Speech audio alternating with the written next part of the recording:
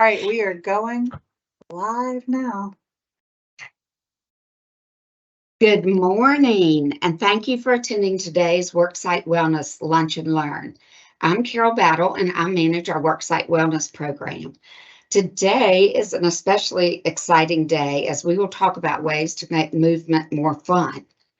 I am thrilled because this aligns so well with our 8-week Miles for Wellness challenge that we coordinate for you both in the fall and the spring. Many of you are already participating in this fall challenge, but anybody not aware or not participating in Miles for Wellness challenges yet can learn more about those fun events on the Miles for Wellness page. The link is posted on the opening slide and in the chat right now. Movement of any sort is so important. We all need to keep our bodies, joints, and limbs working and moving as we age. There's an old saying that I live by, use it or lose it, and that certainly applies to movement. During today's presentation, we're going to learn more about movement. Learning how to make movement more joyful is so important and will help you get and stay a bit more active, which has a huge impact on maintaining your overall health. Your health is so important to us. We care about you and your health as state employees, and because of that, we continue to bring you these educational wellness lunch and learns. We're pleased to have our speaker today, Katie Godin from Lifestyle Medical Centers. Katie has been a registered dietitian for over 15 years. Her focus is on helping individuals improve their knowledge and relationship with food and meet their personal health goals. Lifestyle Medical Centers is an in-network nutrition counseling service. For those of you enrolled in the state health plan, virtual and in-person visits are covered at 100% for in-network providers. Don't forget to sign up for your benefits during open enrollment, which is going on right now. We have dietitians across the state, and to find one near you, log into your state health plan portal, which is listed on the cover slide. As a reminder, everyone who registered for this event will receive a recording of today's presentation, as well as the recipe and a link to our webpage, where we house all past cooking demos and a registration link for the upcoming webinars. Please note that we offer closed captioning for this event. If you're interested, just check on the web link in the Q&A to use this option. During the presentation, you can use the chat box for any questions, and we will answer those as they come in, as well as with Katie during the cooking demo. I'd like to thank members of the NC Flex team who are here to help with questions. Katie has saved a few minutes at the end of the event to conquer any of those questions that we aren't able to get to during the demo. So without further ado, let's welcome Katie. Thank you, Carol. Hey, everybody. I'm happy to be here today to talk to you guys about physical activity. And one of the things that I personally think makes physical activity much more joyful is this type of weather. So hopefully you guys can get out at some point today or this week and enjoy some of this gorgeous weather. Okay, so let's get started. With our first slide, or thank you. All right, guys, and Carol mentioned some of our services, which of course I would love to meet you guys in person. I know I've had the pleasure of seeing quite a few people in person in my office after hearing that they've been to one of my lunch and learns, and I just think it's so much fun. So anyway, please don't hesitate to reach out if you have anything that you want to discuss health-wise. As Carol mentioned, we do offer virtual and in-person visits at this point. So, all right. So let's start with just some general recommendations. So today's presentation, we're going to do a lot of discussion on, the recommendations, but then also, the benefits, and then of course, ways to make it more joyful. But we're going to start with just what does the physical activity guidelines for Americans recommend. So for weekly cardio, we do like to see between 75 to 150 minutes of exercise on a weekly basis. However, if there's one thing that I am not a big stickler on, it is micromanaging every minute of anything, right? So I think that's part of making this type of exercise or exercise in general more joyful, is that we're not micromanaging it. But I also feel like it's good to just have some general idea of what these recommendations are. So the cardio recommendations are based off of moderate intensity and vigorous intensity. So I've given a little bit of information there, but we might want to pause for a second and just kind of go over, well, what is even our maximum heart rate? So what they're recommending is that you're getting 150 minutes of moderate intensity, which would equal 64 to 76% of your maximum heart rate. So for example, let's say someone's 48 years old. What you're going to do is to just figure out your maximum heart rate, you're going to take the number 220 and then subtract your age, and that would be your maximum heart rate. So for someone that's 48 years old, it would be 172 beats per minute. So 150 minutes of moderate intensity would end up being, for that particular example, 110 to 130 beats per minute. Now, there is no, you can split up your exercise. Obviously, you wouldn't necessarily do 150 minutes in a day. So this is a weekly recommendation, and then you can even split up. So if we were to do 30 minutes 5 times a week, okay? So that's just one example of one way of putting it together. You wouldn't even need to necessarily do 30 minutes at one stretch. So you could split that up, 15 in the morning, 15 in the evening. All right. So what I like to do with people is, yes, you've got this information. We know that for just general good heart health, this has been studied. This is what is showing to be effective. However, we also want to work with people on where they're starting from. So if someone's coming into my office and they've not really been exercising, I'm not going to pressure them or even mention 150 minutes a week here. I'm just going to start to talk about other things, which is what we'll get into in just a little bit. But another way to gauge, though, if you are hitting that moderate to vigorous intensity with your exercise, they've kind of described it as a talk test. So basically, if you can talk, however, not sing while exercising, that would equal moderate. So I just challenge everyone to go try that out at some point. And then if it's vigorous, you wouldn't be able to say more than a few words without taking a breath. So that's kind of how you know and can gauge your intensity level. And then when it comes to strengthening activities, they recommend 2 days of kind of a total body. So some people split up their strength activities differently, and that's okay. But just in general, 2 days of some total body work here is ideal, which of course could be something like free weights or machines, or even just using your own body weight. And we're going to get into bukus of examples here. But just in general, according to the CDC, in 2020, only 28.3% of men and 20.4% of women were meeting the guidelines for aerobic and muscle strengthening activities. That's why I feel that we need to bring a little bit more fun and joyfulness to our daily activity, because this is something that we want to improve upon. Okay, so we're going to talk for just a second here. So what counts towards your daily activity? So yes, skydiving would certainly count. I put that in there to be a little silly, but obviously that's going to get your heart rate going, but that is not something that you have to obviously do. But what I like for people to really think about is, what are you going to be most consistent with? I think that's a great place to start. Another question that I like to ask people is, what do you enjoy? Or maybe you're not doing anything and you haven't done anything in a while. What's something that you've enjoyed in the past? Your main goal here is to move more, sit less. So bottom line here, guys, anything counts towards physical activity. Okay, let's get into the next slide here, physical activity in children.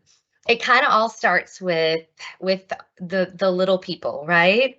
So only 24% of children are meeting the requirements for physical activity. That's less than a quarter. One of the biggest things about physical activity in children is that adults, we are the ones, or caregivers, we're the ones that are facilitating and helping these children follow through with physical activity. Even from when they're first born and, we're trying to get them to do tummy time, just movements in general are so important.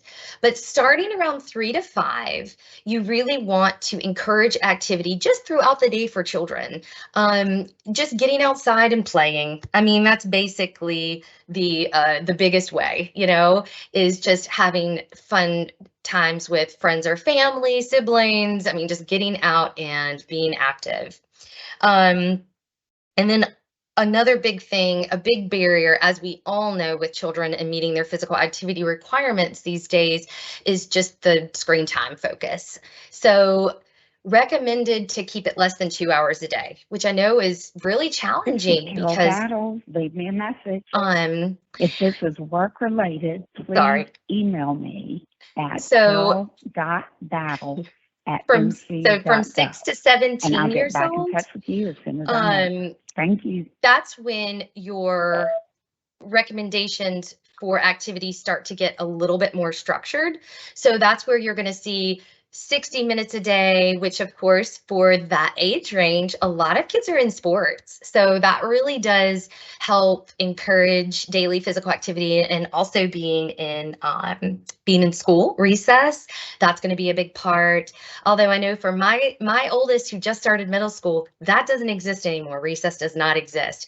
Luckily, he is in sports and active, but one of the first things that I like to do when he gets home, and my other little guy who's 4, is to get outside and get some fresh air and get some physical activity movement, even if it's for just 10, 15 minutes. So muscle strengthening and bone strengthening exercises are very important at this age. But we also, thinking about joyful movement, we want to make it joyful for them too.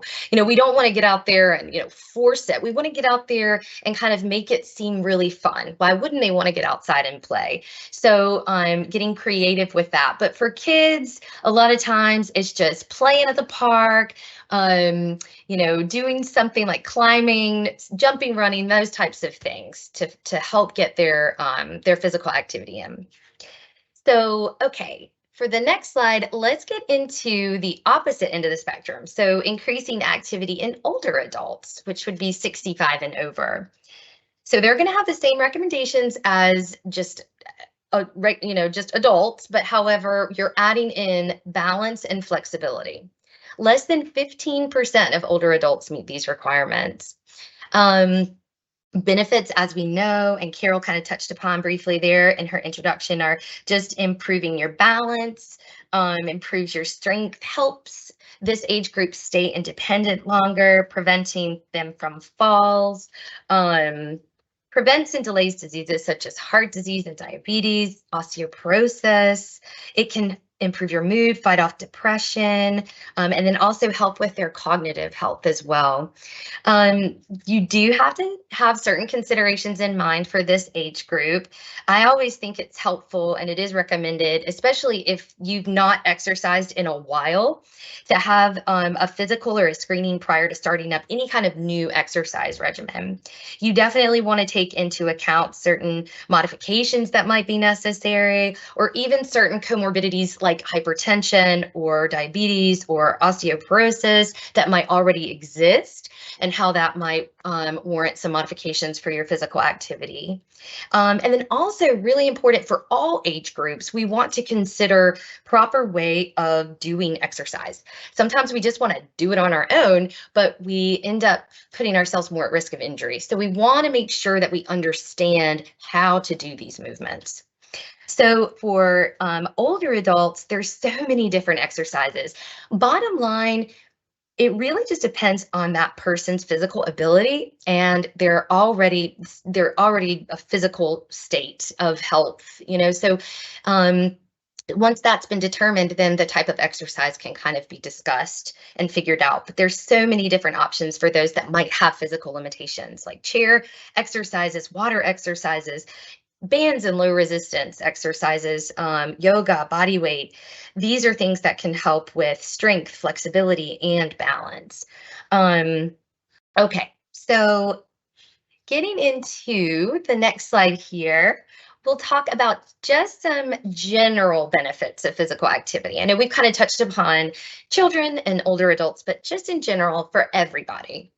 One thing that I like to tell someone when we're talking about physical activity and trying to implement a new regimen, trying to maybe build in some motivation, is just to talk about the immediate benefits of it. So there are 3 big ones that you almost immediately notice: sleep, stress, and blood pressure. These are things that are positively affected when we exercise.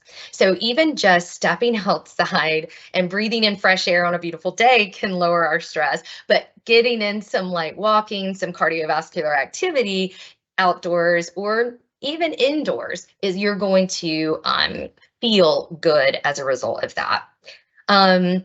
Long-term benefits are going to include lots of things. So for brain health, reducing your risk of developing dementia and reducing your risk of depression. Those are definitely some benefits with getting in physical activity on a regular basis.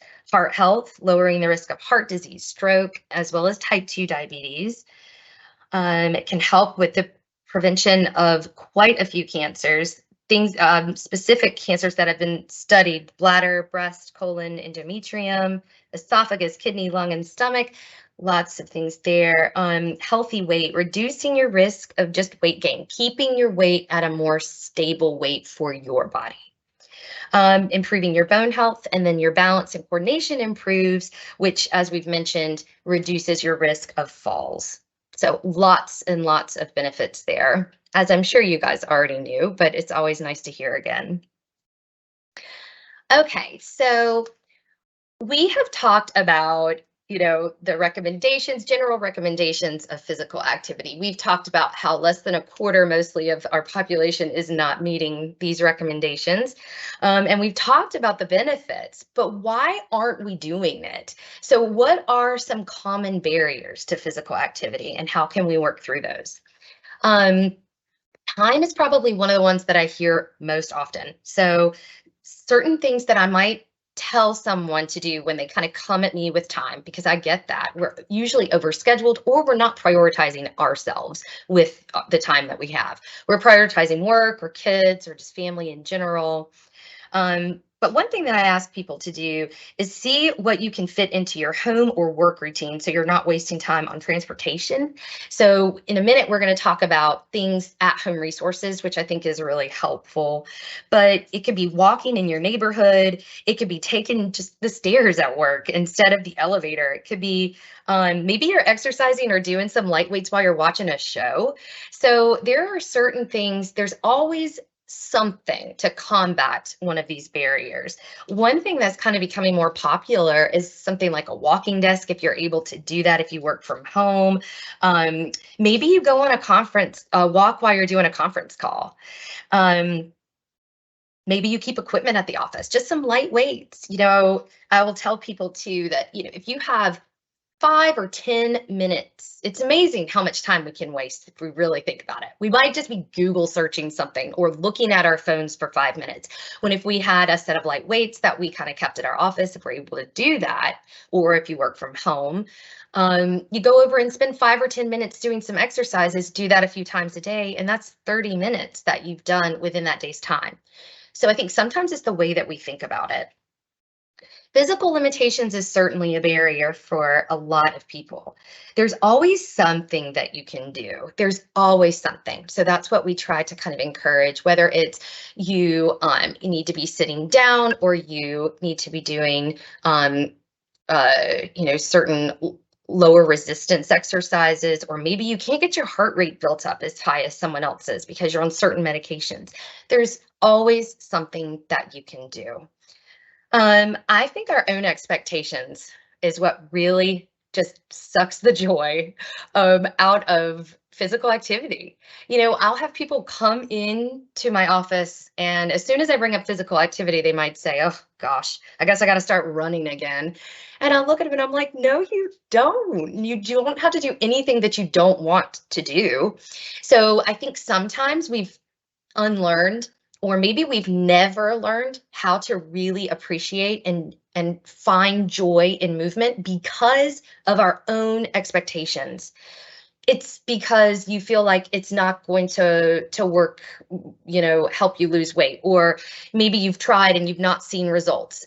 Maybe, so I feel like when we kind of spin it in a different way and we really kind of find a deeper meaning behind why we need to exercise, that really helps people kind of put it in perspective a little bit differently.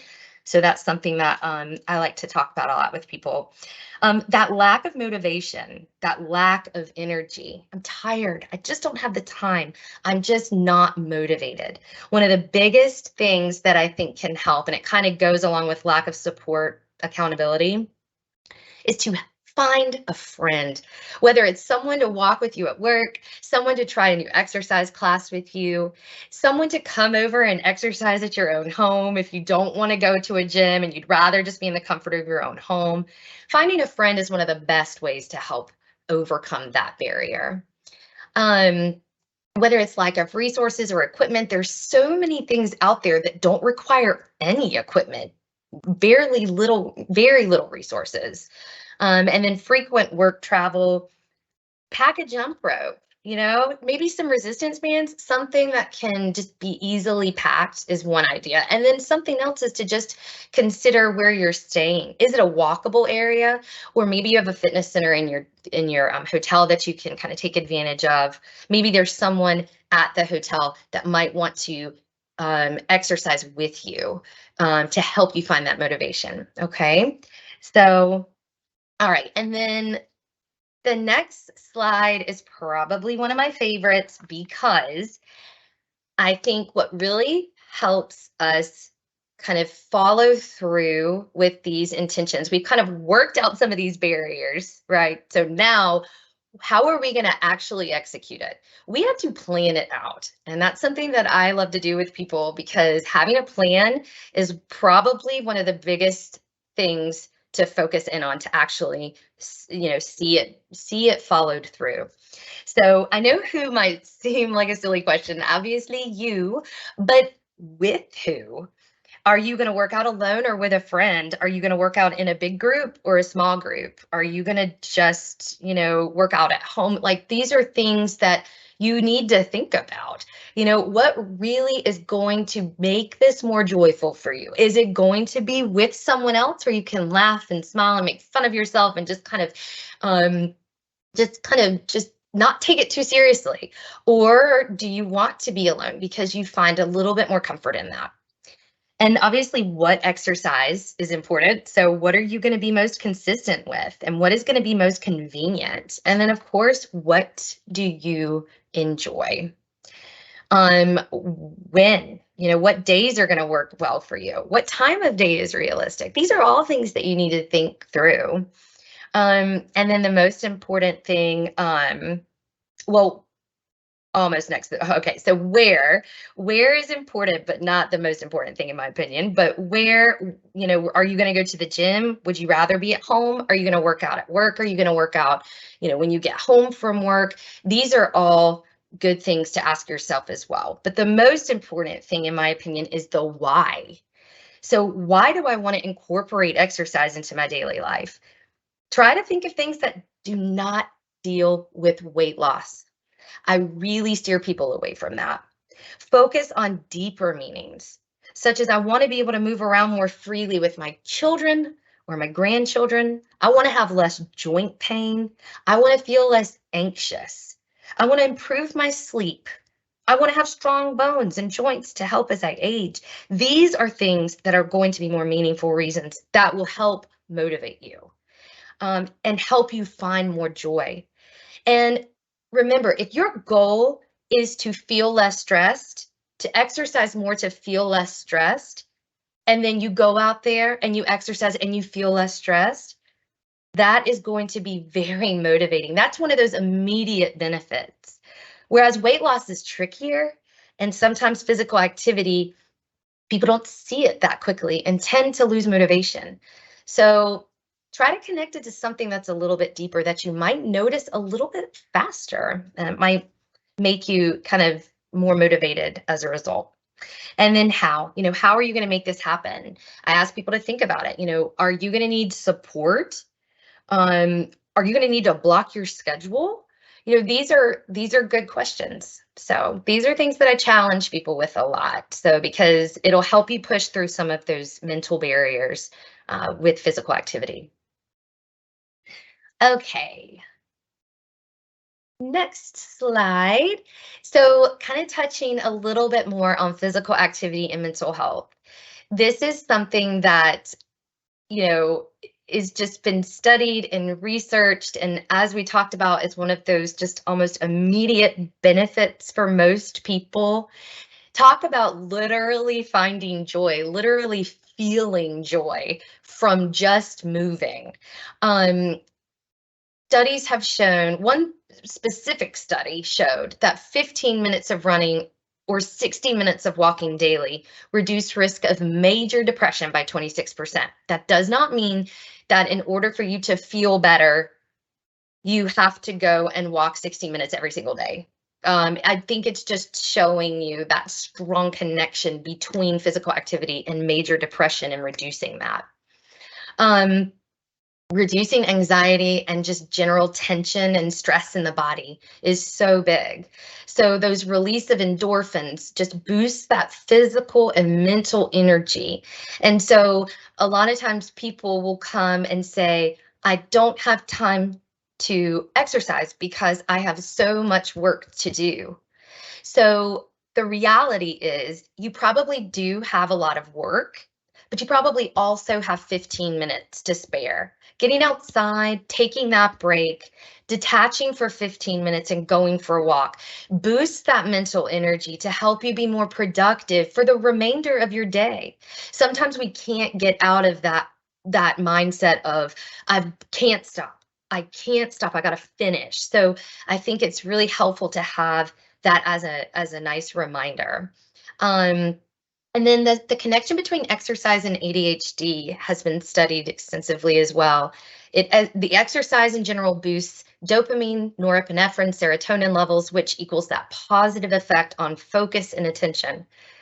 So funny little side note, my little guy who's 4, he'll be 5 in December, but he's still got a lot of energy, as anyone that has had kids or has kids at that age knows. That they are just go all of the time. So we got an email from our preschool saying, if you guys could please try to get your kids to exercise a little bit, 10 or 15 minutes, just kind of jump around, move around, dance, whatever. be outside if you can before coming to school, that would be great, because they're just wild people. And so it has helped my son, and we don't do much. I don't have a lot of time in the morning to go out there and do anything super structured, but even just turning on some music, jumping up and down in the kitchen or in the living room, or while he's getting, ready, and after breakfast, just trying to get some movement in, and we're having fun, and it's been great just to have a little bit of that. Music is awesome, so that'll boost joy immediately. But then just getting in a little bit of that, release of those endorphins and helping with that energy and that boost right before going into class, right before he needs to kind of be more structured. And that helps for adults too. So, okay. So physical activity and sleep, this is the other that we talked about, has more of an immediate benefit. So many people struggle with sleep. I think it's just inevitable. I don't think it's, I think it's when you're going to struggle with sleep. So everybody has issues with sleep at some point. Exercise helps with falling asleep faster, and it also helps with sleep quality. The moderate aerobic exercise is helping to increase that deep sleep that you get. That really is aiding with you feeling so rested when you wake up in the morning. Some people do state that if they exercise too close to bed because they have that release of endorphins, that they have a hard time going to sleep. So that's something that you have to kind of figure out on your own. Sometimes people, that's the only time that they have to exercise. So if it's really impacting sleep, then, we might want to work through that a little bit, but that's just a general consideration. And then as little as 30 minutes of physical activity, someone could see immediate results that night. So it's really impressive. It really is. Now, a lot of studies have focused on aerobic exercise when it comes to these findings. But that doesn't mean that weightlifting, active yoga, or just general stretching are not good exercises. All can contribute to you feeling more rested, especially something like calming yoga or meditation or something like that to send you off to bed. So there's nothing to say negatively about exercises that aren't aerobic. It's just in general, implementing and having regular physical activity, aerobic activity in your lifestyle is most likely going to help with sleep. Okay. So I wanted to touch on this briefly. So I don't know if any of you guys, and I'm sorry that I left off Netflix. Okay, so this is a Netflix documentary. It's Blue Zone research that's been conducted by Dan Buettner, and he has studied centenarians. And so these are individuals that are living to be 100 years old and more.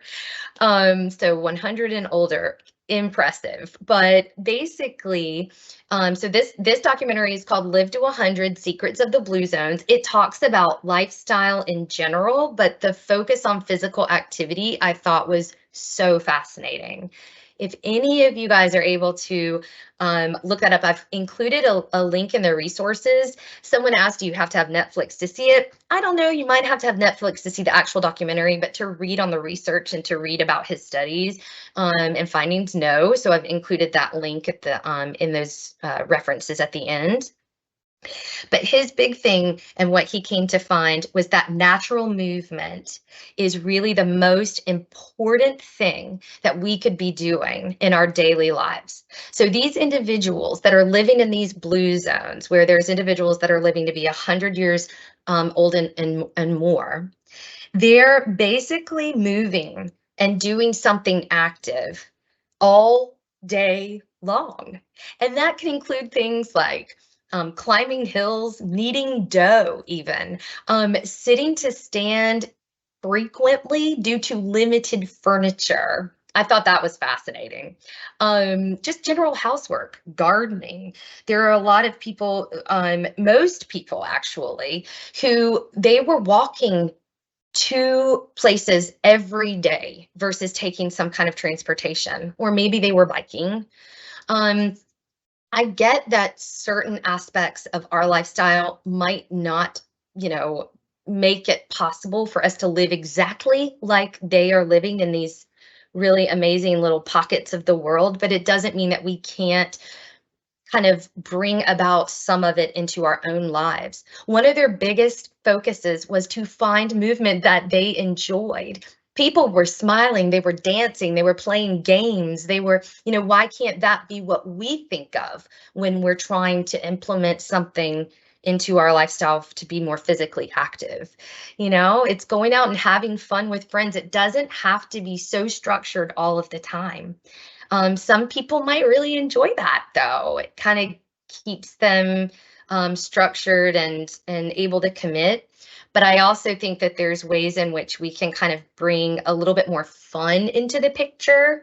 So anyway, I really highly recommend watching this documentary. It was really, really good. Okay, just a few more slides here. So how are we going to stay more accountable? So fitness trackers are great. I'm kind of, I like them for people that want them. For people that don't like them, that's fine too. There are way more ways to be accountable versus micromanaging and tracking all day long. But it is okay for someone to want to do that too. I just think it's good to understand that there's flexibility there with those. Friends are my favorite. That's the best way to stay more accountable and to keep it fun. Find a friend, do it with someone that you feel extremely comfortable with too. Let me go ahead and just kind of add that at the end, because you don't want to be around people that maybe you aren't feeling your best self around. So if you're generally new to exercise or just uncomfortable with exercise at that moment in your life. So being around people that make you feel good. Check marks and stickers, as silly as that might sound, really makes me feel good. So I feel like there's other people out there that might like to look at a little smiley face sticker or a little check mark, or maybe we mark through a calendar, something that just makes you feel good. Maybe you use a fun colored marker. I mean, I don't know. You got to think outside of the box sometimes with some of this.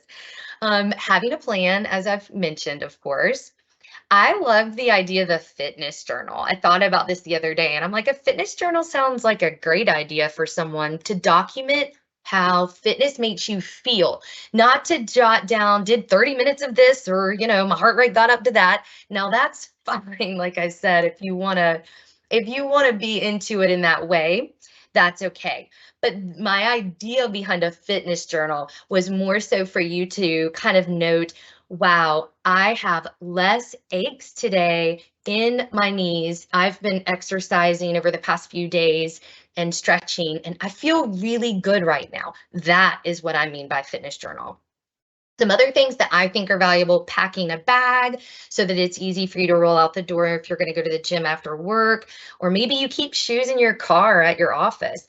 One thing I personally do is keep a yoga mat rolled out with a couple little weights right beside of it, so that when I walk by it, I might say, oh, right, that's there. Maybe I should do that a little bit later. And then something else that you could do, and coming up, of course, we have one, is a turkey trot. So plan an event. Do something that seems fun. There are so many different fun walk/runs that are available, that are maybe supporting a good cause, or just you can do with your family, or you can do with friends, or you can do at work. So that's always a nice, fun thing to do too. All right. Let's see. These are some at-home resources. I pulled the dietitians that I work with, and we kind of came up with just a few YouTube channels and some apps, so that if you do want to work out at home, these are some really good things to try. My personal favorite, and she's right down there at the bottom right, is Yoga with Adriene. She was phenomenal. Through the pandemic, I really formed a little connection with her, and I'm telling you, I'm very funny about just different personalities, and everyone is going to have personalities that they connect with. Well, she is just awesome. And so great yoga stretches and movements for all different abilities, specifically focusing on certain parts of the body that you might be struggling with, she's great. A lot of these channels, like Fitness Blender, is more of strength / light hit exercises. All of them that are on here are going to, on the YouTube channels, have, for the most part, Rachel's Fit Pilates and the Body Coach, I'm not as aware of. Those were recommendations by other dietitians, but Fit by Mick, they're going to have modifications, which I think are great. So if you're not able to jump around, but you're able to kind of just do lighter movements, they're going to have modifications for you. And then there's some apps if you guys are more phone app, iPad. These are some good ones to consider as well. All right, almost done here, guys. So ending with making movement more joyful, which I've tried to kind of throw in there throughout, of course, but the biggest thing that I want to have people think about is getting creative and not feeling like it's a gym membership that you have to embark on in order to feel like you're getting movement that's good for your body and good for your health. Make it fun. When you're having fun, you're likely to do it. You know, is there something that you haven't done in a while? Did you used to play tennis and maybe you want to start, maybe you want to learn pickleball? I know that I do. I'm jumping on that train. I really want to learn. And so it looks so fun. So anyway, something like that, you know, think, is there something I could do with someone? Is there something that would, you know, bring me more joy than something else? Keep expectations realistic, please, because that's what's holding people back, is their unrealistic expectations of what they think physical activity has to be. It doesn't have to be anything that you don't want it to be. I challenge you all to celebrate your body when you are exercising. Do not punish your body. Do not go out and exercise because you had a big meal. Try to put that out of your brain. You are exercising for all these other reasons that have nothing to do with food or weight. List them. Think of, you know, a daily mantra, if you will. How can I move my body today? What would make me and my body feel good today? That's one of my favorite things to have people ask themselves. What is going to make me and my body feel good today? And then more ideas to consider. Walking your dog. Which studies show that walking your dog is one of the biggest endorphin releases that you can have? I think that the dog is happy, you are happy. Love walking the dog. Love it. Playing with your kids, gardening, go for a hike or a walk somewhere pretty this time of year, especially. We've talked about the fact that exercising with a friend or a family member is so helpful. Dance around in your kitchen, guys. If you've not done that lately, put on some music tonight. Get the kids involved if there's kids around and dance. It's so much fun. Yoga, breathing exercises, stretching, it all counts. It's what you are going to find most joy in and be most consistent with. All right, guys, the moment you've been waiting for, we are going to make, and I didn't choose this recipe because it's called chocolate covered Katie, but I mean, it kind of works well, doesn't it? So it's called homemade protein bars, and the link is just from Chocolate Covered Katie. She's got her own blog, and they're very good. So in my opinion, these are like a perfect bar. They have less added sugar. Okay, I think so. I did the specs on this. So one bar is a little less than 200 calories, so about 180. So kind of the same as a lot of protein bars are around that, especially if they're peanut butter based. It's got a lot of good healthy fat. They're nutrient dense. They've got 15 grams of healthy fat. They have 10 grams of protein, and they have only 11 carbs with just, I would say, 2 grams of added sugar, maybe, hardly any. So all of that is very good. They are quite tasty though, so just keep that in mind. So anyway, I'm going to make the mixture, and then they do have to set in the refrigerator for quite a while. I recommend that you keep them in the refrigerator for a while. Kind of go back and check on them and see if they're at a consistency that's not too mushy. That's the only thing that you want to pay attention to. But they do harden up. They're not hard, but they harden up to where they're not sticky. Okay, so let me kind of angle my camera down here. First thing, the biggest ingredient here is 1.5 cups of peanut butter. So you guys, I am just using this natural Jif creamy. It's what we use in my house. And so that's what I have. So I have 1.5 cups. So I'm going to kind of get that all up in here. And you really don't have to use your hands. But I will tell you guys, talk about an arm workout. This actually it's pretty good, you know. It's hard mixing peanut butter. So, all right. But does anyone have a question just while I'm kind of getting started here? Katie, we did have a question about using a rowing machine. Does that count as cardio or muscle strengthening, resistance training? That would be both. Yeah. Okay. So there's a lot of activity that is going to be both. Okay. Yeah. So like swimming. Oh yeah, definitely. 100%. 100%. 100%. Yeah. So that's a great one though. Rowing is a great one. We had one person also ask, is there a time recommendation on strength training? Excuse me.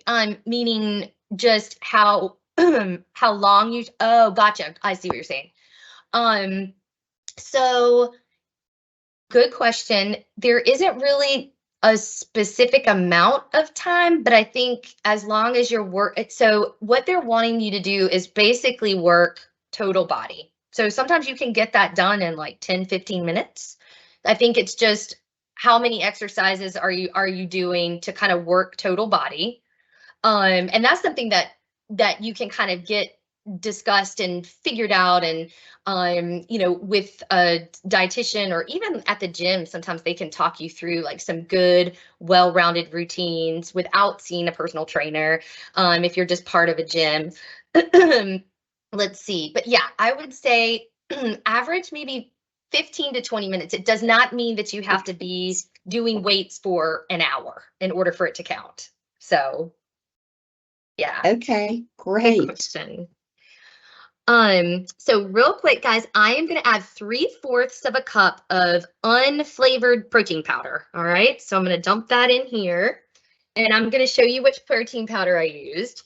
I'm using the Orgain unflavored. So it's, in my opinion, I just like the ingredients. I like the product. I use a lot of Orgain. You really don't taste the protein powder in sometimes certain consistencies can be a little different, but I find with the peanut butter, this really kind of hides it well. So, and all we're going to do here is mix this in. So I'm just mixing the protein powder with the peanut butter. I do have a little bit of honey. So I was going to mention, you could probably leave this out.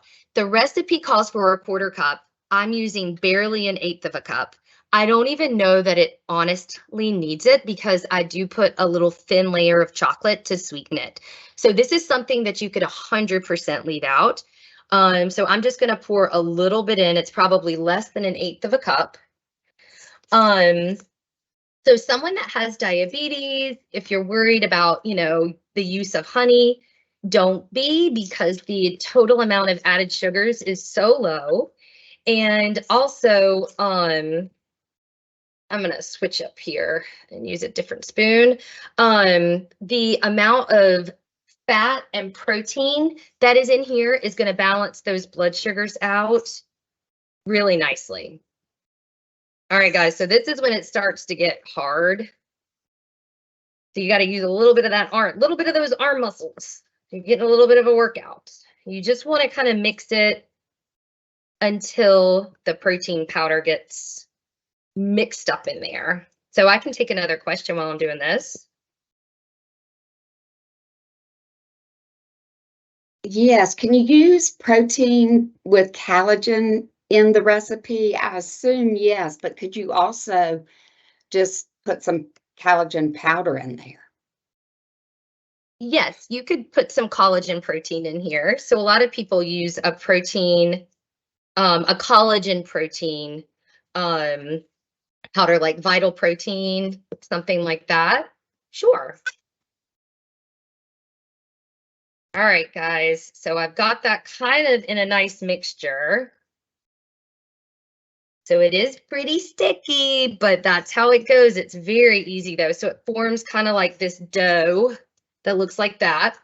Now, one thing I'm going to do is I have a little bit of parchment paper that I am going to use and put in my 8x8. I have an 8x8 pan here. So the parchment paper is going to help you get the bars out of the, once it's set, lift it out, and it's just so much easier to cut. So I personally like that, but it is a little bit tedious to work with here to get started. Once you kind of plop your mixture in there, it's a little easier. So I'm just going to pour my mixture right in there.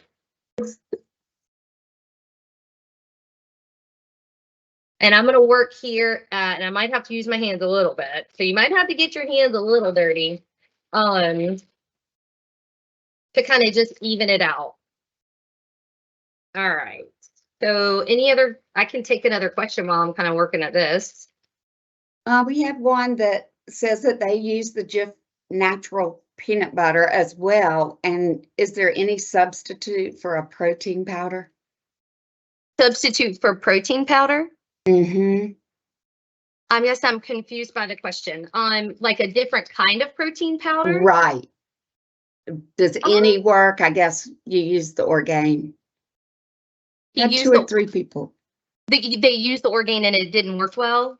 No, just wondering if you could substitute something else. Sure. Yeah, you definitely can. I am curious why it didn't work, but yeah. You could definitely. The unflavored is great just because you really don't taste it. But yeah, you could substitute. I mean, there's a lot of different plant-based protein powders out there. You could use a whey protein powder. So I just kind of look for things like added sugars and, stuff like that when I'm looking at a protein and certain, added ingredients. But yes. Katie, if you use sugar-free peanut butter, will that change how you fix this recipe, or will it change the consistency?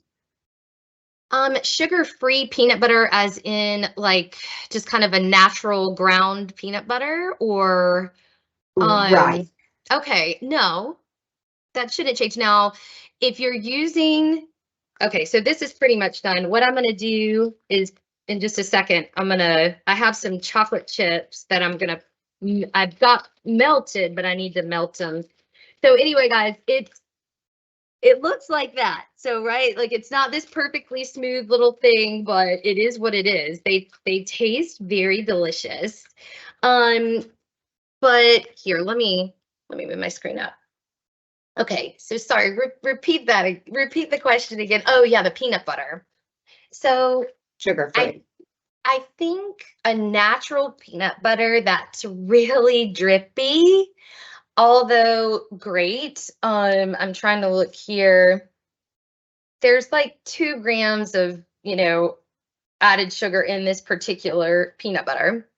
Not a ton, but there's some, right? Like it's not just straight like ground peanuts like you would if you went over to Whole Foods or wherever and got like a freshly ground peanut butter or bought a natural peanut butter. That wasn't non-stir. Yeah, that wasn't non-stir. But I would say just the drippiness might make it a bit more sticky. And so you would maybe just want to take that into consideration and leave it in the refrigerator a little bit longer. You might even pop it in the freezer for a little bit if you wanted it to kind of harden up a little bit more. So that could be something to just watch for. Yeah, but no, you can definitely use a natural peanut butter like that. Any peanut butter is fine. All right, great. Thank you. You're welcome. All right, guys, let me Okay. That's it for questions right now. Oh, good. Okay, let me go get the chocolate chips and I'll pour it on top. And then, of course, I'm going to show you guys the finished product. So hold on really quickly.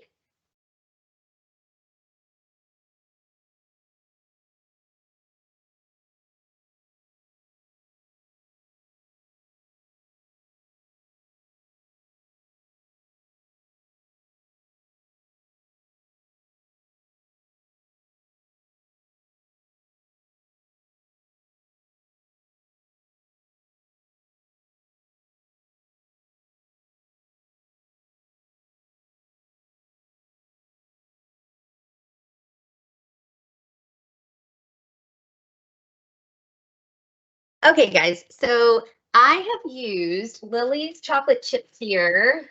I'll show you what it looks like. All right, so Lily's is the brand. Sweetened with a little stevia. It does have some erythritol in there, which is a sugar alcohol. So it's okay for someone who has diabetes or they're watching a lot of their added sugar intake. It's a dark chocolate, so it kind of has that dark chocolate flavor to it. I've added the tiniest bit of coconut oil just to allow for it to kind of be a little easier to pour. If you add a little bit of oil into your chocolate chips, it helps. And I did use unrefined, so it is going to taste a little like coconut, which I like, but you don't have to do that. Okay, so I'm going to show you guys. Whoops. All right, so what I'm going to do is just take it and kind of pour it on top.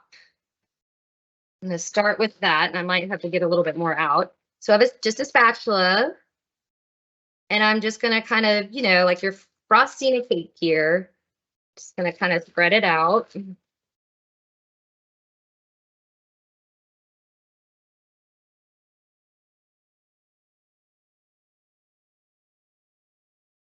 Any other questions, Carol? Yeah, one person asked if using a non-fat dry milk powder could substitute for protein powder. Evidently, protein powder gives them a stomachache. Yeah, that's totally fine. You could definitely do that. That's a good idea. Yeah, I mean, some people might not respond as well to protein powder compared to others. So, okay,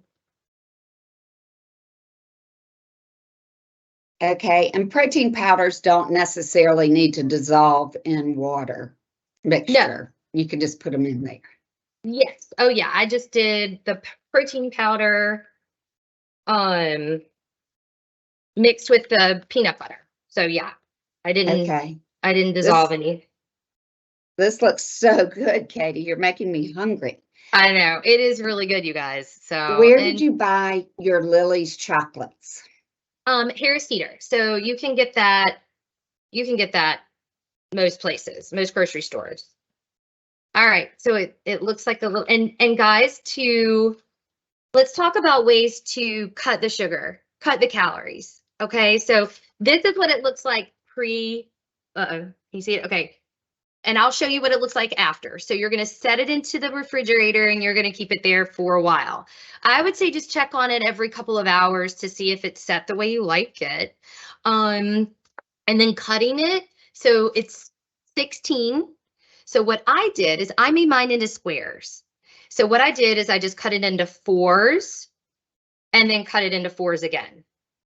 That's how I ended up cutting it up. So 1, 2, and then cut it again 1, 2 in each little square to make 16 squares. Okay.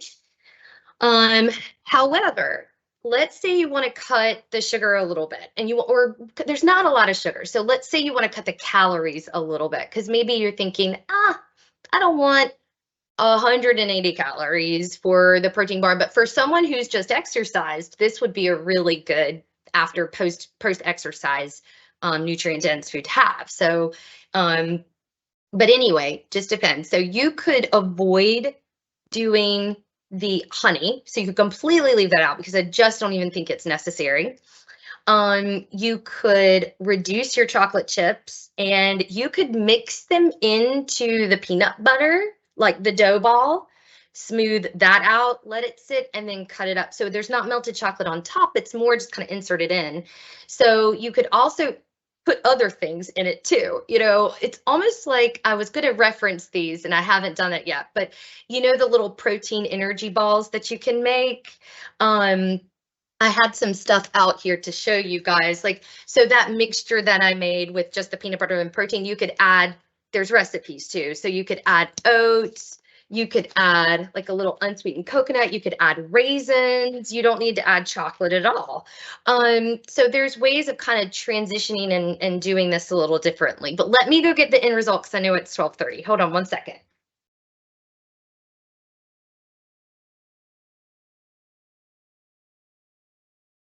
Okay, the chocolate does kind of crack a little bit, but I'm going to take one off and show you guys.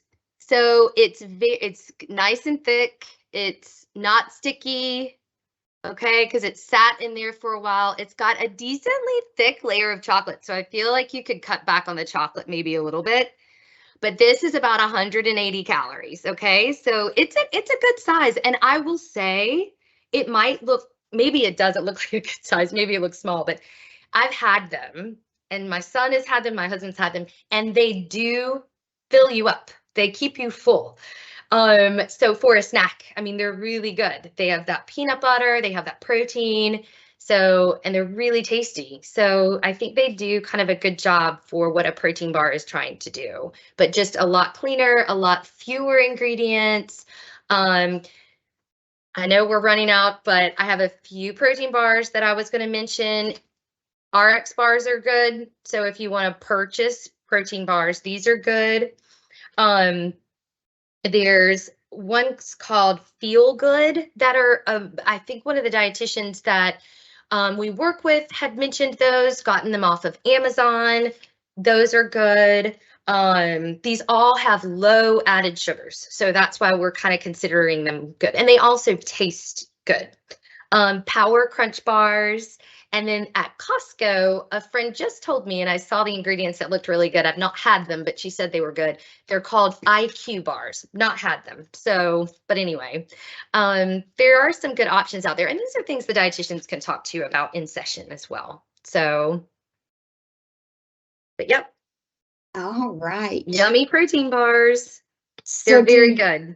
Do dietitians ever do food sensitivity tests for clients? We don't, but we have recommendations on places that you can seek those out. We don't do them in our office. Okay. Yes. Yeah. And do you mind showing us your peanut butter jar again? Yeah. It's just Jif Natural. Jif Natural. When you live with kids and this is what we get and this is what they love, and I don't hate it. I'm not going to be that.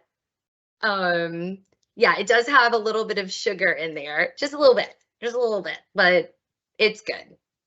Anyway, yeah, so we get the Jif Natural. Great. Katie, thank you so much. This was so informative, and movement does matter. It is so good for your overall health. Either gaining health or keeping your health is just so important to move, and you might as well have fun doing it. Just like you said, as you were stirring that peanut butter, that is a great resistance training. Yeah. Just stir with both in one other hand parts and of the then world, rotate. Yep, in other parts of the world, this is how they're using their muscles. They're kneading dough. They're making things by scratch all day long. And hey, it's working out for these centenarians in these blue zones. So it's a good place to start. All right, great. Thank you all for coming. We are out of time. You will get a copy of this slide presentation as well as a recording of today's session and a copy of the recipe and any handouts. So thank you for attending today, and be sure to follow us for the next 2 months as we help you remain healthy during the holidays. Thank you. Bye. Thank you, guys. See you in November.